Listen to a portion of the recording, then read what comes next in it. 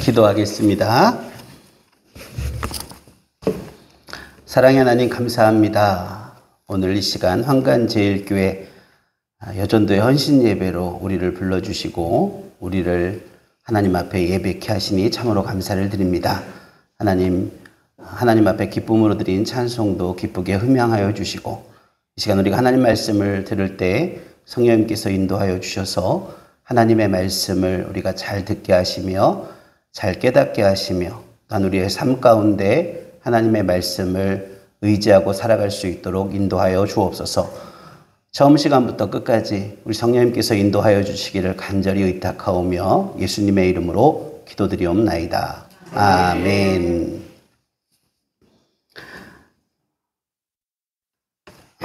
제가 영동에 온 지 16년째 되는데요.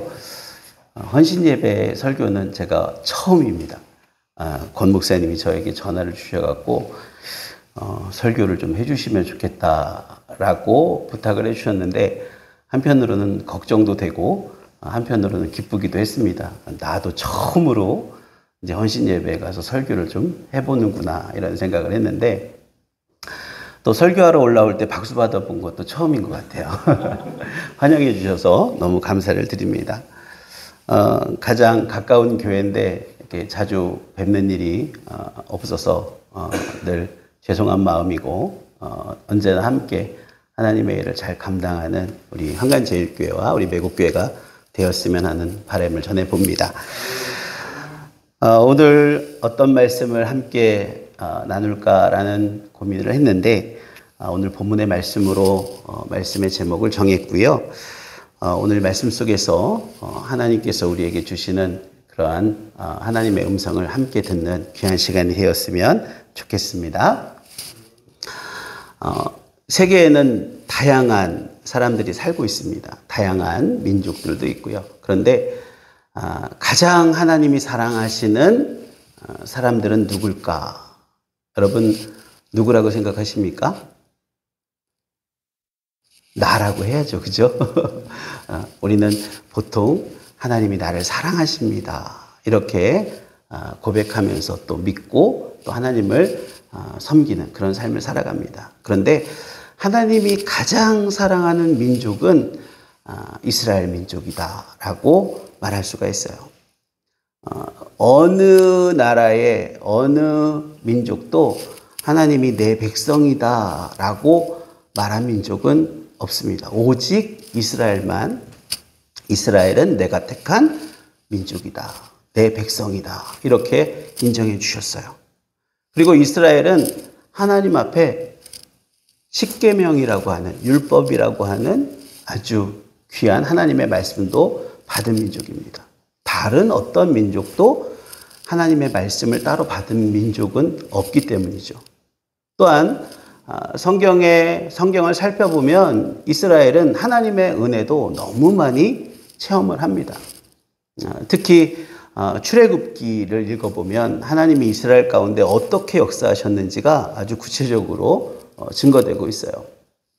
이스라엘을 애굽에서 이끌어내기 위해서 모세를 통해서 바로에게 들어가게 했는데 그냥 들어가지 않고 하나님의 능력으로 들어가게 했습니다. 그래서 10가지 재앙을 내려서 이스라엘이 애굽에서 나오도록 그렇게 이끄셨어요.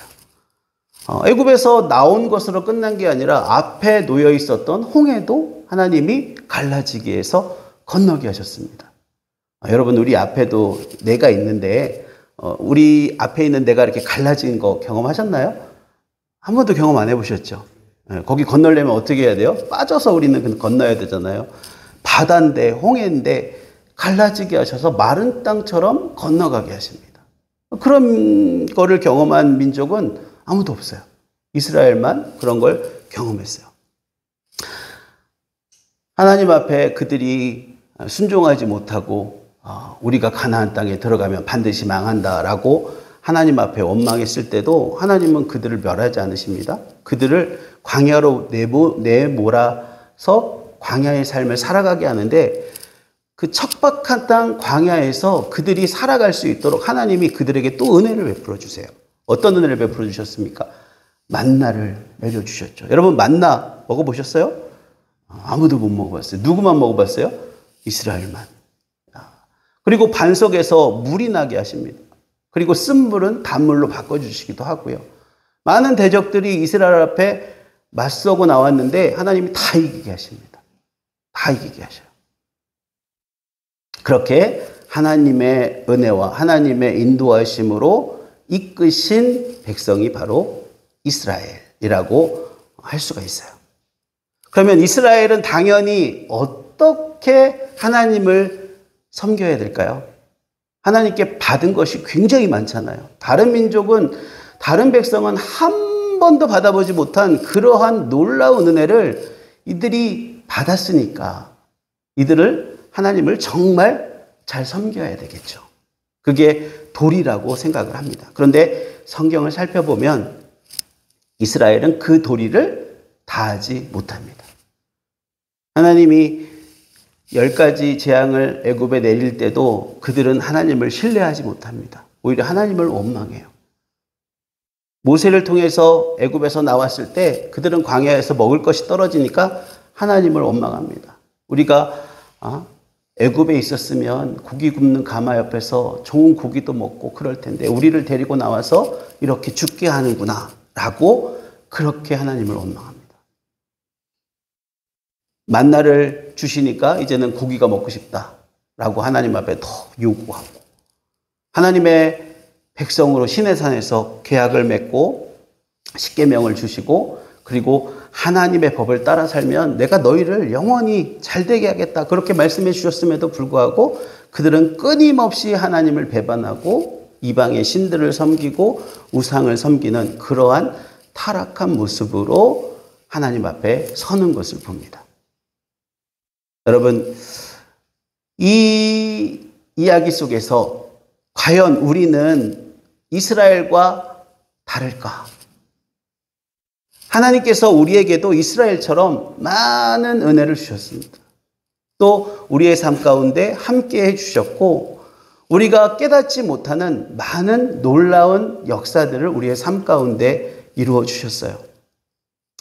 우리는 세상을 살아가다 보면 잘 모릅니다. 하나님이 우리와 함께 하신다는 것, 그리고 하나님이 나에게 필요한 것들을 공급해 주셨고 은혜로 채워주셨다는 걸 잘 몰라요. 그런데 곰곰이 우리의 삶을 살펴보면 다 하나님의 은혜가 아니면 안 되는 것이 전부예요. 그럼에도 불구하고 우리는 하나님 앞에 어떠한 모습으로 서 있는가, 살고 있는가? 이스라엘과 같은 모습으로 우리는 살고 있습니다. 하나님이 많은 것을 주셨음에도 불구하고 감사하지 못하고 하나님을 오히려 원망하고 하나님이 아닌 다른 것들을 쫓아가는 그러한 삶을 우리가 살고 있다라고 우리의 신앙을 평가해 볼 수가 있는 거예요. 우리는 하나님이 누구신지를 분명히 알고 인정하는 삶이 돼야 된다라고 분명하게 말씀을 드립니다. 여러분, 하나님이 누구실까요? 하나님은 우리의 왕이십니다. 창세기를 보면 에덴 동산을 만들고 하나님께서 그 에덴 동산 안에 선악을 알게 하는 나무를 두셨어요. 안 믿는 사람들이 그런 얘기를 합니다. 하나님은 참 왜 선악을 알게 하는 나무를 만들어놔서 사람들이 그것을 따먹고 아담과 하가 그걸 따먹고 하나님 앞에 범죄하고 이렇게 죄가 유전되고 원죄가 유전되도록 그렇게 만들었느냐. 하나님이 나쁜 분이다. 이렇게 얘기합니다. 여러분, 그렇게 생각하세요? 하나님이 왜 이 선악을 알게 하는 나무를 그 에덴 동산에 두셨을까요? 그것은 내가 주인이다. 내가 왕이다. 그것을 아담과 하와에게 또 사람들에게 분명하게 알게 하기 위해서 그것을 두신 겁니다. 하나님이 천지를 창조하시고 에덴 동산을 만드시고 아담과 하와를 만드신 다음에 아담에게 모든 것은 다 해도 좋지만 선악을 알게 하는 나무의 열매는 먹지 말라. 그렇게 하셨어요. 여러분, 하나님이 하지 말라고 하신 게 몇 가지입니까? 한 가지. 하나님이 하라고 한 건 몇 가지일까요? 헤아릴 수 없죠. 여러분, 한 가지를 안 하는 게 쉬울까요? 여러 가지를 안 하는 게 쉬울까요? 한 가지를 안 하는 게 쉬워요. 하나님이 최고 쉬운 거 한 가지만 해주신 겁니다. 그거는 뭐냐면 내가 창조주고 너희들은 피조물이고 내가 왕이고 내가 주인이고 너희는 나를 믿고 따르고 섬겨야 되는 그런 존재들이다라는 걸 분명하게 하시기 위해서 그 선악을 알게 하는 나무의 열매를 두신 거예요. 그리고 그 수많은 사람들 중에 이스라엘을 선택하셨는데 이스라엘을 통해서 구원의 역사, 하나님의 구속의 역사를 이루시기 위해서 이스라엘을 하나님의 백성 선민으로 선택해 주신 겁니다. 그러니까 그 누구보다도 하나님의 사랑을, 하나님의 은혜를, 하나님의 역사를 누리고 경험한 그런 백성이 바로 이스라엘이라고 하는 거죠. 이렇게 하나님은 가나안에 들어오기 전 광야에서 40년 동안 만나로 먹이셨고 또 심지어는 그들이 광야의 삶을 살아가는 동안 그들의 옷이 헤어지지 않았다라고 얘기합니다. 그들의 신발이 닳지 않았다고 얘기합니다. 다 이건 하나님의 역사고 하나님의 은혜고 하나님의 인도하심이에요. 요단을 건널 때도 어떻게 건너게 하셨습니까? 홍해를 경험했던 것처럼 2세대들이에요. 홍해를 경험하지 못한 사람들이 하나님의 함께하심과 역사하심을 경험하도록 요단강을 갈라지게 하셨죠. 마르게 하셨죠. 그리고 그 땅을 건너게 하셨습니다. 그리고 가나안 땅에 들어오도록 해 주셨고요. 가나안 땅으로 인도하여 주셔서 그 땅에 살고 있는 백성들도 정복하게끔 그렇게 하셨습니다. 다 하나님의 인도하심이고 하나님의 이끄심이었어요. 그러면 이들이 하나님을 어떻게 섬겨야 될까요? 누구로 섬겨야 될까요? 흔하게 말해서 왕으로 하나님을 섬겨야 되는 겁니다. 그런데 이스라엘은 하나님을 왕으로 섬기지 않습니다.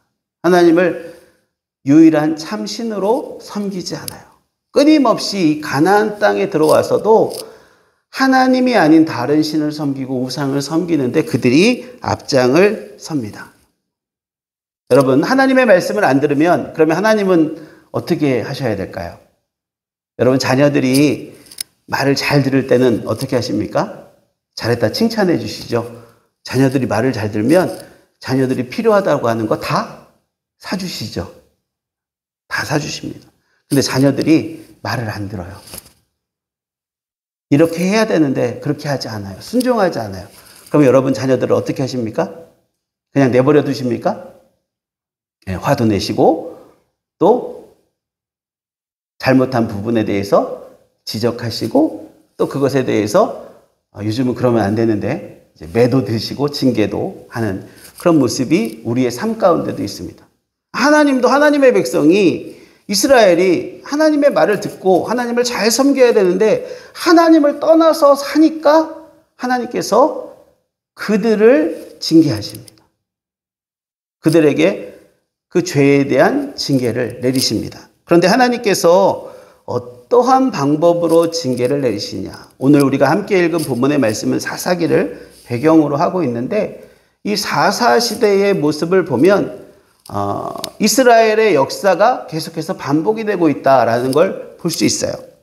하나님께서 이스라엘에게 은혜를 주셔서 잘 정착하고 살게 하셨는데 이스라엘이 하나님을 배반하고 그 땅에 이방신을 섬기고 우상을 섬깁니다. 하나님이 그 죄에 대해서 징계하셔요. 그리고 그 징계를 통해서 이들이 깨닫고 하나님 앞에 다시 돌아온다라는 것이 이 사사기에 반복되는 역사인데 하나님이 어떠한 방법으로 그들을 징계하시느냐? 그 주변에 있는 강대국, 이웃 나라들을 통해서 이스라엘을 징계를 하셨습니다. 이스라엘이 하나님을 바라보고 하나님을 의지하면서 하나님이 선택하신 백성으로 하나님의 법대로 살아가야 되는데 그렇게 하지 못하고 세상과 섞이면서 하나님을 떠나 사는 그 모습 때문에 주변의 이방 나라들을 통해서 이스라엘을 심판하시고 징계하십니다. 이스라엘 주변에는 사실 강대국들이 굉장히 많아요. 요즘에도 그쪽 지역 보면 지금도 뉴스에 계속 나오고 있죠. 여러분 팔레스타인, 또 이라크, 또 이란 이런 나라들 들어보셨습니까? 그게 다 이 이스라엘 주변에 있는 나라들이에요. 근데 지금보다 그때가 더 강대했어요. 바빌론, 아수르 뭐 이런 나라들, 그다음에 블레셋 이런 나라들 다 강대했습니다. 그들을 통해서 이스라엘을 징계하셨고 이스라엘을 심판하셨어요. 그런데 하나님의 목적은 그들을 넘어뜨리고 그들을 무너뜨리고 그들을 멸망시키려고 했던 목적은 아니고 그들을 사랑하기 때문에 그들을 돌아오게 하려고 했던 하나님의 의도가 여기에 담겨져 있었어요. 이렇게 하나님의 은혜로 하나님의 도우심으로 다시 그들이 회복되면 또다시 하나님을 배반하고 또 범죄하고 떠납니다. 여러분, 이러한 이스라엘의 특징을 볼 때 과연 우리들의 모습은 이스라엘과 다를까라는 걸 우리가 한번 생각해 봐야 돼요. 여러분, 이스라엘과 우리는 분명 다르죠? 아멘을 안 하시는군요. 네. 우리가 이스라엘과 별반 다르지 않기 때문에 우리가 쉽게 아멘을 못하는 거라고 생각이 됩니다. 뭐 저 역시도 마찬가지예요. 그런데 이스라엘은 하나님의 도우심이 있었음에도 불구하고 그들은 이런 생각을 합니다. 우리에게 왕이 없어서 이러한 어려움을 우리가 당한다. 이렇게 생각해요. 여러분, 이스라엘의 왕은 누굽니까? 하나님이세요. 하나님이시기 때문에 하나님을 믿고 섬겨야 되기 때문에 하나님이 이 이스라엘에게 왕을 허락하지 않으신 거예요. 오로지 하나님이 왕이 되시고 하나님만 의지하고 하나님만 섬겨야 되는 그러한 하나님의 백성이기 때문에 하나님께서 왕을 허락지를 않으신 겁니다. 그럼에도 불구하고 그들은 무엇을 요구하냐? 왕을 요구합니다. 여러분, 우리의 왕은 누구세요? 하나님이십니다. 여러분, 늘 이 믿음을 가지고 이 신앙을 가지고 날마다 살아가시는 우리 황간제일교회 성도님들 또 여전도 회원들 다 되시기를 주님의 이름으로 축원을 드립니다.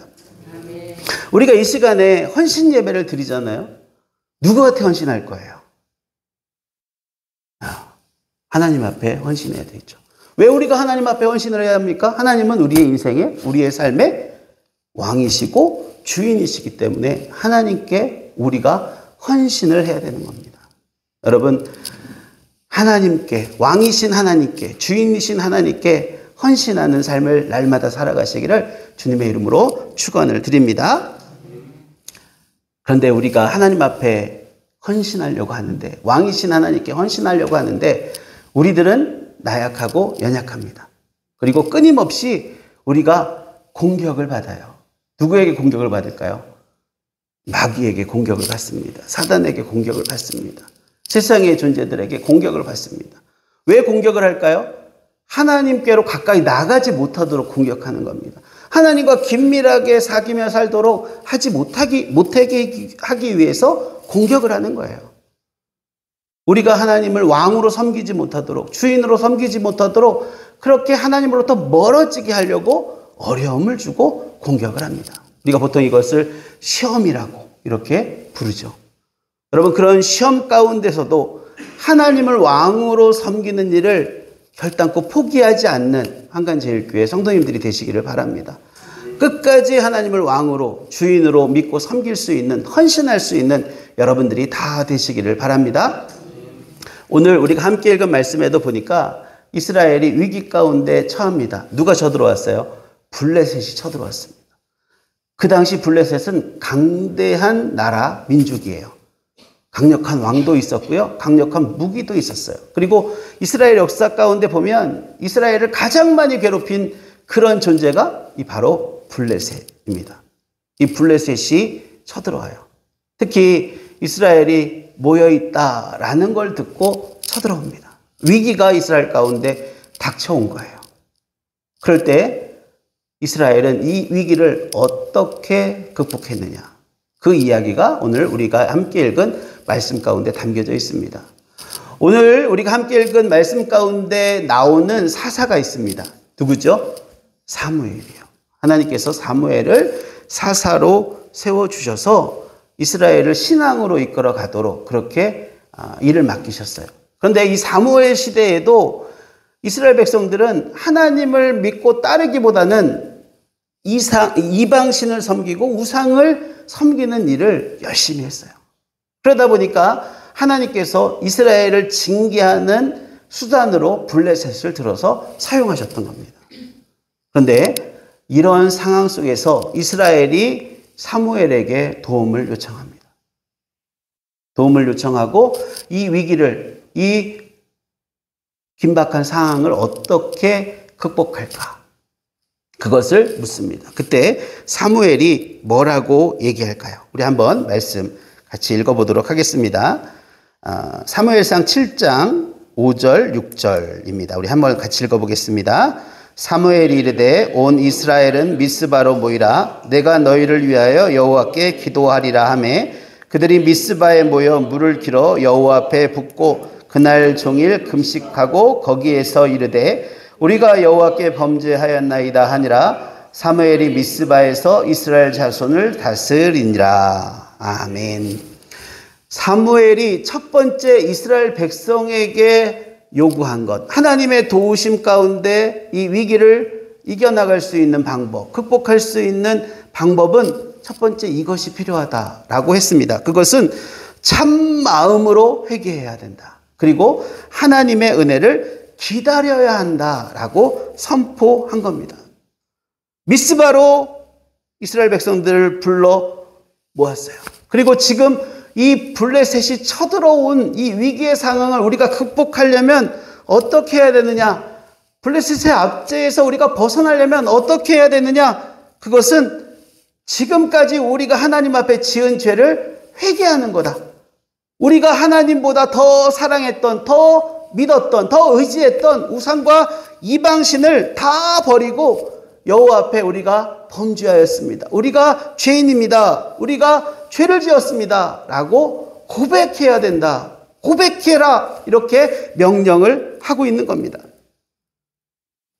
여호와의 제단을, 여호와 앞에 드릴 제단을 싸고 물을 길어서 여호와 앞에 붓고 그들이 참 마음으로 회개할 때, 그리고 그 회개 후에 하나님의 은혜를 구할 때, 하나님의 도우심을 구할 때 하나님께서 우리를 이 위기 가운데 벗어나게 하시고 우리를 이 위험한 상황 속에서 건져내실 것이다. 구원해내실 것이다.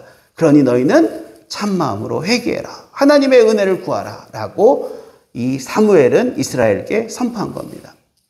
오늘날 우리도 하나님의 도우심을 얻으려면, 하나님께서 우리 가운데 우리의 어려움을 극복하게 하려면 우리는 먼저 하나님 앞에 참마음으로 회개하는 성도가 되어야 될 줄 믿습니다. 그리고 하나님의 은혜를 구하는 성도가 되어질 때 하나님께서 우리를 도우시고 그 어려운 상황 속에 우리를 건지시고 구원해 주십니다.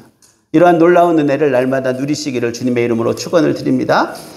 두 번째, 사무엘은 이스라엘에게 이렇게 명령합니다. 우리 한번 같이 읽어보겠습니다. 12절 말씀입니다. 사무엘이 돌을 취하여 미스바와 센 사이에 세워 이르되 여호와께서 여기까지 우리를 도우셨다 하고 그 이름을 에베네셀이라 하니라. 아멘. 사무엘은 두 번째로 이스라엘에게 이렇게 부탁하는 겁니다. 여호와께서 도와주시기를 갈망하면서 너희가 기도하라 라고 말하는 거예요. 이스라엘이 미스바에 모였다라는 소식을 듣고 블레셋이 치러 올라왔을 때 마귀는 이스라엘이 하나님으로부터 멀어지도록 끊임없이 그들을 공격한 겁니다. 수단 방법을 다 동원해서 하나님으로부터 멀어지도록 마귀는 그렇게 역사한 거예요. 성도들이 신앙 가운데 바르게 서려고 할 때마다 마귀는 공격합니다. 여러 가지 어려운 시험을 만나게 되고 여러 가지 고난을 우리가 만나게 돼요. 여러분, 하나님 앞에 헌신하고자 하는 마음이 여러분 가운데 있을 겁니다. 그런데 하나님 앞에 여러분들이 헌신하려고 하면 어떤 일이 생기죠? 힘든 일이 생겨요. 특히 새가족들이, 새신자들이 교회에 왔을 때 교회에 오면 어떻게 된다고 얘기를 하죠? 교회에 오면, 신앙생활하면, 예수를 믿으면 잘 돼. 이렇게 얘기해요. 여러분들도 그런 말씀 해보셨죠? 예수 믿으면 잘 돼. 예수 믿으면 행복해. 예수 믿으면 좋아. 이렇게 얘기합니다. 그런데 새가족들이 그걸 믿고 예수를 믿었는데 어떤 일들이 벌어져요? 예수 안 믿을 때보다 더 힘든 일이 막 찾아옵니다. 나 예수 믿었는데, 예수 믿으면 다 잘 된다고 했는데, 왜 내가 예수를 믿었는데 왜 이렇게 힘든 거야? 왜 이런 어려움이 있어? 왜 내 자식한테 문제가 생기고, 우리 집안에 무슨 문제가 생기고, 내 사업에도 문제가 생기고, 그러면 사람들이 어떻게 생각할까요? 새 가족들이? 이게 왜 이렇게 이런 일들이 일어났다고 생각할까요? 내가 예수를 믿어서. 여러분, 예수님은, 우리 하나님은 하나님의 사람들, 하나님의 백성들, 하나님의 자녀들을 잘 안 되게 하시는 분일까요? 예수님도 뭐라고 얘기하십니까? 아버지는 자식이 떡을 달라고 하면 돌을 주는 사람이 아니다 그랬죠. 뱀을 주는 분이 아니라 그랬죠. 자식이 떡을 달라고 하면 뭘 주실까요? 고기라도 삶아갖고 주는 분들이 바로 부모잖아요. 하나님은 그런 분이시라는 거예요. 결코 하나님을 믿고 하나님의 자녀가 된 사람들을 나락으로, 고난으로, 어려움으로 몰아가시는 분은 아니세요. 그러면 그 어려움들이 어디에서부터 오는 걸까요? 마귀는 자기의 사람을 하나님한테 뺏겼다라고 생각을 합니다. 그리고 그 자기의 사람이라고 생각하는 사람을 다시 도로 찾아오려고 해요. 그러면서 쓰는 방법이 어려움과 고난을 주는 거예요.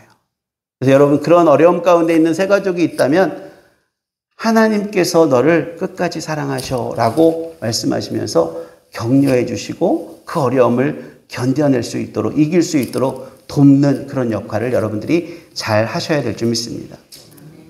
이스라엘도 그랬던 거예요. 블레셋을 통해서 하나님을 버리고 하나님을 떠나고 하나님을 원망하게끔 하려고 하는 그런 상황 속에 있었는데, 방법은 하나님 앞에 매달리는 거다. 하나님의 도우심을 구하는 거다.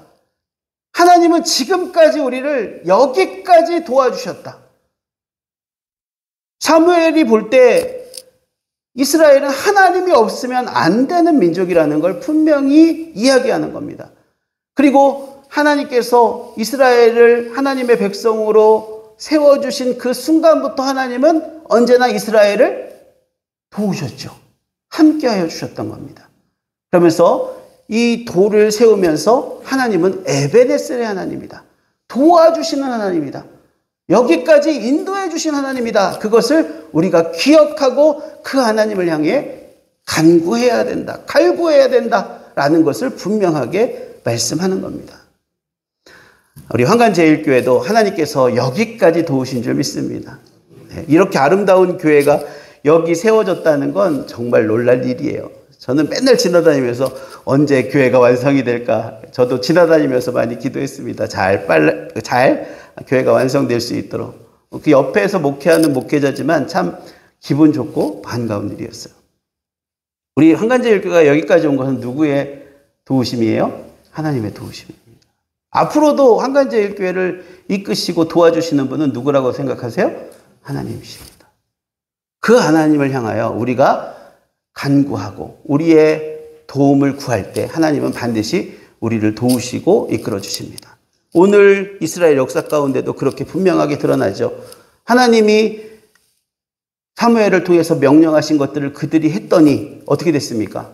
우레를 바라셔서 그 블레셋 군대를 물리치시고 이스라엘이 승리하도록 만들어 주셨어요.